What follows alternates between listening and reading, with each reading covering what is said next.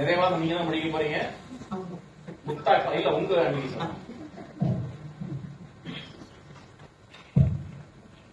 எட்டிக்கும் திட்டிக்கும் M தமிழுக்கு முதல் வணக்கம்.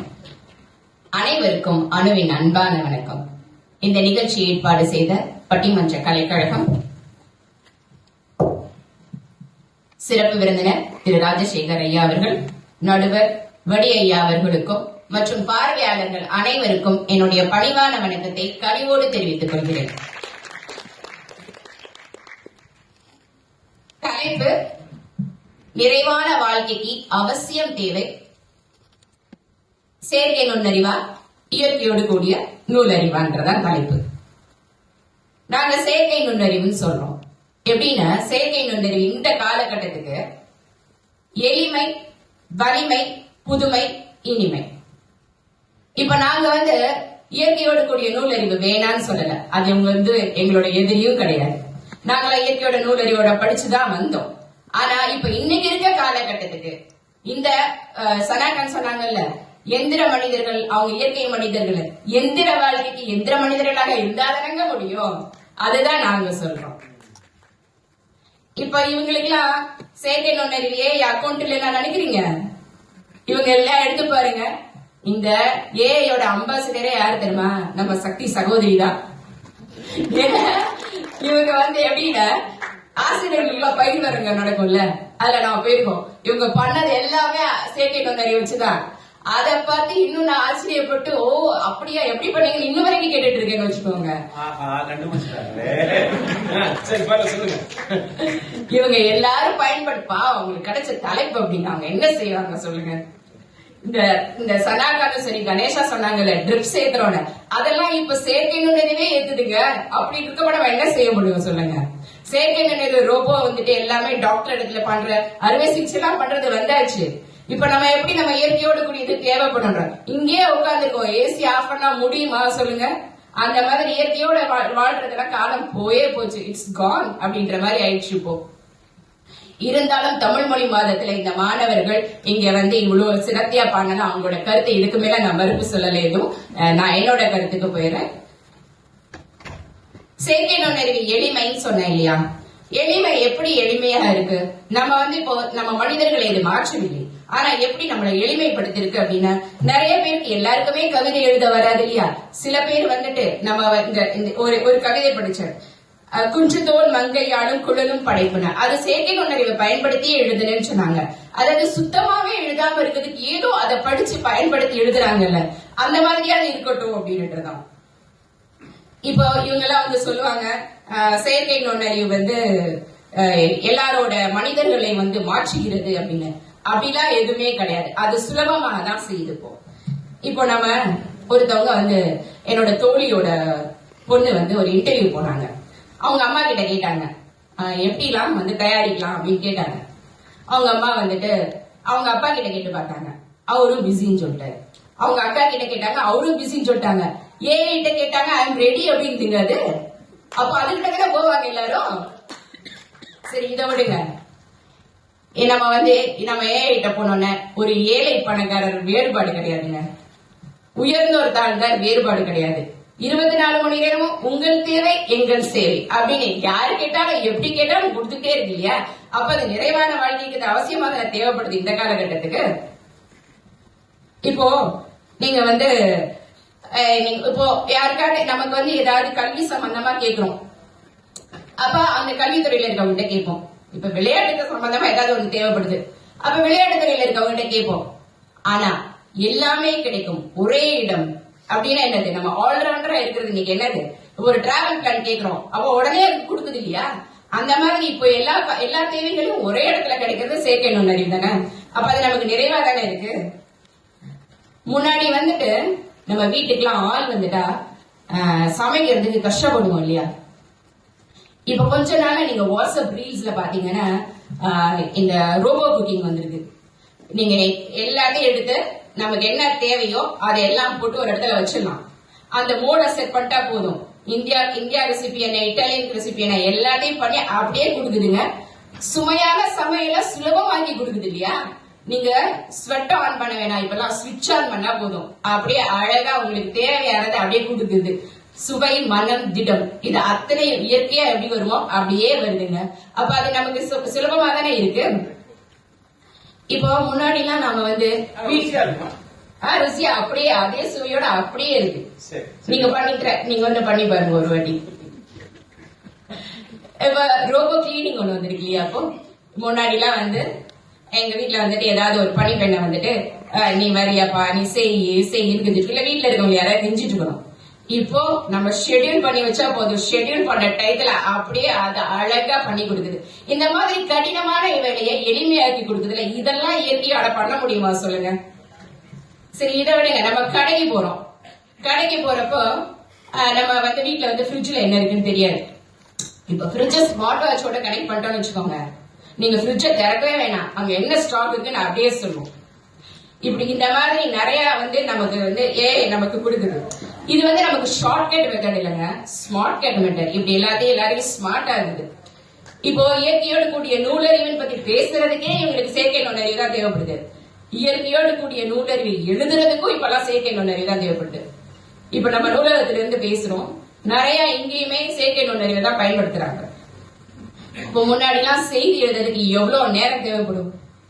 இப்ப நீங்க ப்ராம்ஸ் கொடுத்தா போதும், அப்படியே கொடுத்துருது. நேரம் எவ்வளவு மிச்சமாகுது சொல்லுங்க. இந்த மாதிரி செய்தி சேகரிப்புக்கு முன்னாடி பத்திரிகையாளர் அப்படியே போய் வெயிலையும் மழையிலையும் போய் அலைஞ்சிட்டு இருப்பாரு.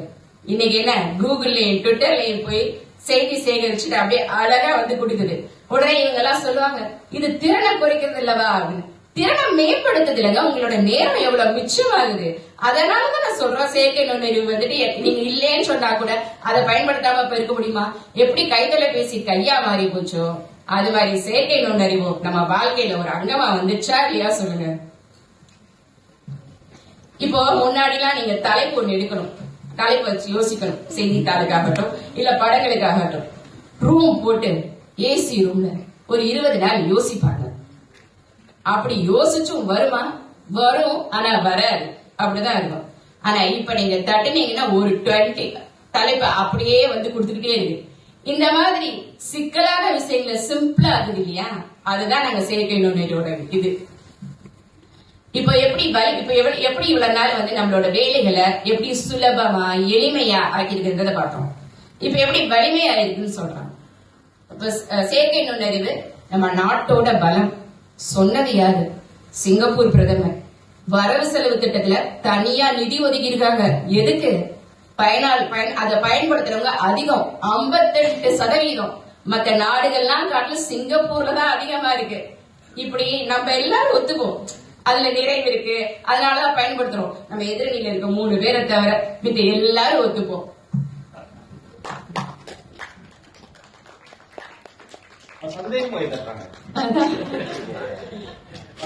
இங்க இருக்கவங்க எல்லாம் செயற்கை நுண்ணறிவை பயன்படுத்தாதவங்க யாராவது இருப்பாங்களா? யாருமே இருக்க மாட்டாங்க. எல்லாரும் அதை தான் நம்பி இருக்காங்க. இப்ப முன்னாடி எல்லாம் சண்டை காட்சிகள்ல வந்து ஹீரோ ரத்த சிந்துவாரு. இன்னைக்கு யாரு போறா? நம்ம செயற்கை நுண்ணறிவு தான். ஆனா நீங்க அப்படி உட்காருங்க, நான் இப்படி தூப்பு கண்ணம் போடுறேன், அப்படி குட்டி கண்ணம் போடுறேன்னு போட்டு கொடுக்குது. இந்த மாதிரி போறது நமக்கு வந்து பலவீனம் கிடையாது, பலம் தானே. எத்தனை உயிர்கள் பாதுகாக்கப்படுகிறது, எத்தனை விபத்துகள் தவிர்க்கப்படுகிறது. இதெல்லாம் நம்மளால இயற்கையால கொடுக்க முடியாது இல்லையா. இப்ப இன்னைக்கு மருத்துவத்தை துல்லியமா அப்படியே என்ன தேவையோ, நீங்க வந்து ஒரு நோயை கண்டுபிடிக்கிறதா அழகா வந்து ரோபோ வந்து கண்டுபிடிச்சு துல்லியமா கொடுக்குது. இப்போ ஒரு சர்ஜரி பண்ணதா, இப்ப நிறைய ஹாஸ்பிட்டல் நம்ம போறோம்னா கூட அது அழகா உங்களுக்கு பண்ணி கொடுக்குது. இப்ப இவங்க சொன்ன மாதிரி இருந்தாலும் இது வந்து கருவிதான், நம்ம மனிதர்கள் தான் அதை இயக்கக்கூடிய சக்தி. இப்ப நம்ம மருத்துவர்கள் கூட அப்பப்ப கலைப்பாய், நான் டீ பிரேக் போறேன், நான் லஞ்ச் பிரேக் போறேன்னு சொன்னாங்க.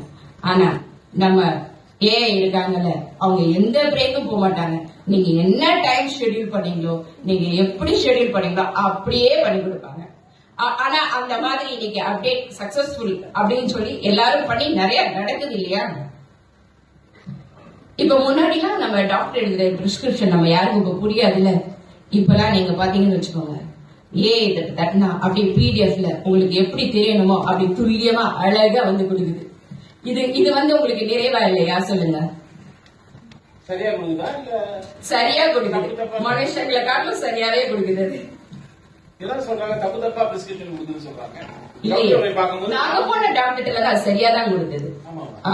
டாக்டர் போய் பார்க்கும்போது நான் ஏஐல வந்து எல்லாம் பார்த்துட்டேன். அப்ப டாக்டர் சொன்னாங்க ஏஐ கிட்டே மருந்து வைக்க நாங்க மனுஷங்க தேவையில்லைன்னு சொல்லலையே. அதோட வேலையை சுலபமாக்கிட்டு எளிமையா இருக்குன்னு தானே சொல்றோம் நாங்க. ஆனா தப்பு இருக்காது, அதுல தப்பு இருக்காது. இப்ப இந்த ஷர்மினி சொன்னாங்க இல்லையா, எங்க இதுல அணில ஒரு இதை இருந்தாங்களோட நம்ம பேச முடியும் அப்படின்னு சொல்லிட்டு. அந்த மாதிரி அமெரிக்கால இருக்க ஒரு பெண்ணுக்கு வந்து குரல் இல்லாம இருந்தது, அவங்களுக்கு வந்து குரல் கொடுத்திருக்கு. இந்த மாதிரி பேச முடியாதவங்களுக்கு பேச்சு, குரல் இல்லாதவர்களுக்கு குரல், இப்படி அந்த மாதிரி செயற்கை நுண்ணறிவை பயன்படுத்தி தான் வந்து விஜயகாந்த் அவங்க திருப்பி படம் நடிச்சதை பார்த்தோம். எஸ்பிபி வந்து அவரோட பிறந்த நாளுக்கு அவருக்கு பேசுறத பார்த்தோம். இந்த மாதிரி எல்லாம் முடியாதத முடியும் சொல்றதுதான் செயற்கை நுண்ணறிவு. இப்போ நம்ம தொழில்துறையில முன்னாடிலாம் உழைப்பு அதிகம், இப்ப என்னது வேகம் அதிகம். முன்னாடிலாம் நீங்க வேர்வை சிந்தணும், இப்ப என்ன பாத்தீங்கன்னா வினாடியில அவங்களுக்கு விளைச்சல் அதிகம். அப்படி அந்த மாதிரி உற்பத்தி திறன் எல்லாமே அதிகமா இருக்கு. இப்போ இந்த டெஸ்லால வந்துட்டு ஒரு ரோபோ கார் வந்துருக்கு பாத்தீங்களா. இப்ப அண்மையில இப்ப ரீல்ஸ்ல வந்து நிறைய அதான் போயிட்டு இருக்கு. அந்த டெஸ்லா ரோபோ கார்ல அவங்க கூட சொல்லுவாங்க, அப்படியே செட் பண்ணி வச்சு நம்ம படுத்து கூட தூங்கிடலாம் போல அப்படின்னுட்டு. அந்த மாதிரி நீங்க நேரா போகும், எல்லாமே பண்ணும். மனுஷன் கூட போன் அட்டென்ட் பண்ணுவாங்க, இல்ல லேன் ஃபாஸ்டா போய் கிராஸ் பண்ணுவாங்க, இல்ல ஸ்பீடா போவாங்க. ஆனா இத செட் பண்ணி வச்சா எப்படி போகுமோ அப்படி போகும். அது சாதாரண ஓட்டுநர் இல்லைங்க, சாதனை ஓட்டுநர் அப்படின்னு அதுல பேர் வாங்கிட்டு இருக்கு. இப்படி வந்து ஒரு வலிமையான காரியங்களும் செய்யுது. எப்படி செயற்கை நுண்ணறிவு வந்து புதுமையா இருக்கு அப்படின்னா, இவங்க கார்த்திகா சொன்னாங்கல்ல பர்சனலைஸ்ட் லேர்னிங் சொல்லிட்டு. உங்களுக்கு மெதுவா வேணுமா, நான் மெதுவா தரேன். இல்ல உங்களுக்கு வேகமா வேணுமா, நான் வேகமா தரேன். இல்ல உங்களுக்கு புரியலையா, நான் 10 வாட்டி கூட தரேன். அப்படி உங்களுக்கு எப்படி தேவையோ அப்படி தரேன்னு சொல்லுது. எல்லாருக்கும் ஒரே பாடம் அந்த காலம், அவங்களுக்கு எப்படி தேவையோ அப்படி தனி பாடம் இந்த காலம். அதுதான் செயற்கை நுண்ணறிவு நம்ம எல்லாருக்கும் செய்யுது. நான் வந்து நியூசிலாந்து போயிருக்கிறப்போ விவசாய வயல்ல பார்த்தேன். அந்த ட்ரோன்ல வந்து அப்படியே அழகா தண்ணி அடிச்சுட்டே போயிட்டே இருக்கு. விவசாயி உட்காந்து அழகா போன் பார்த்துட்டு இருக்காரு. முன்னாடி எல்லாம் என்ன ஆச்சுன்னா, இந்த விவசாயி வந்து இது முடிச்ச உடனே கணக்கு பார்ப்பாரு. இப்ப அது முடிச்ச உடனே அதுவே கூகுள் ஷீட் ரெடி பண்ணி கொடுத்துருக்கு. அப்படி எல்லாமே பிடிஎஃப் ஃபார்ம்ல அது எல்லாமே வந்துருது உங்களுக்கு. இப்படி வந்து ஒரு கஷ்டமான வேலையில விவசாயி வந்து மழையிலையும் வெயிலையும் கஷ்டப்படுற வேலையை கன நேரத்துல செயற்கை நுண்ணறிவு நமக்கு பண்ணி கொடுக்குது. அப்ப நம்ம அது நமக்கு வந்து அது ஒரு புதுமையாவும் இருக்கு, எளிமையாவும் இருக்கு இல்லையா. நான் நிறைவாக எப்படி இது நமக்கு இனிமையா இருக்குன்றத முடியும். இதனாலதான் நாங்க நிறைவு சொல்றோம்ன்றத சொல்றேன். அதாவது கார்த்திகா சொன்னாங்க, குறைந்த பணத்துல அதிக அறிவு. நீங்க வந்து முன்னாடிலாம் காசு இருந்தாதான் அறிவு வரும். இன்னைக்கு இப்ப நீங்க ஏஐ இருந்தாலே, செயற்கை நுண்ணறிவு இருந்தாலே ஓரளவுக்கு உங்களுக்கு எல்லாமே படிச்சுக்கலாம். இப்ப குறைந்த காசு வந்தது, அதனால இது நாம பயனளிக்குது சொல்லல. இத வச்சு நிறைய பேர் எப்படி நிறைய விஷயங்களை பயன்படுத்துறாங்க. ஒரு இப்ப இயற்கையோட இருக்கிறது வந்து இன்னைக்கு வந்து நமக்கு சாத்தியப்படாது. எப்படி எல்லாம் இருக்கணுமோ அப்படியெல்லாம் நம்மளால எதுவுமே பண்ண முடியாது. இவங்க சொல்ற எதுவுமே இன்னைக்கு நடைமுறைக்கு அவங்களாலே இருக்க முடியாது. அந்த மாதிரி நிலைமைக்கு எல்லாரும் வந்துட்டோம்.